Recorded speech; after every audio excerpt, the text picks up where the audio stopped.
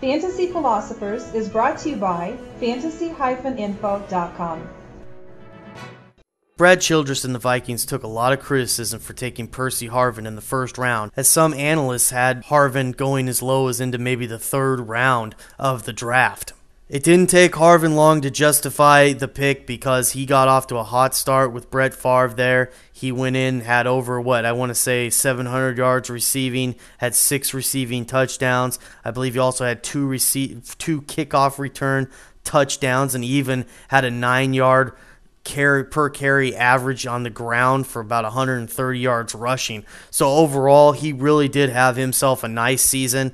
They are talking about using him more in the running game this season, and why not? For all the success he had with the Florida Gators, I was surprised that they didn't use him more than, I believe, the 15 carries he had in his rookie year. But, you don't want to overwhelm a rookie. It's already enough to be the team slot guy, to be a kick and punt guy, and all those things. I am a little discouraged that he hasn't been with the team with OTAs. Supposedly, he is in great shape. I guess he's added some muscle mass to his frame, so hopefully that's a good thing. Hopefully that doesn't start slowing him down, though, and I would hope he still stays fluent. Either way, he's expected to be fully back for training camp and everything else, so there's no major concerns there, and it's not like Brett Favre's working in OTAs to work with him anyhow, so he's not going to get any reps with that guy to begin with until later in the summer. With Harvin, right now, I'd say he's creeping into close to a top 20 fantasy receiver already in his career, as, it just depends with him.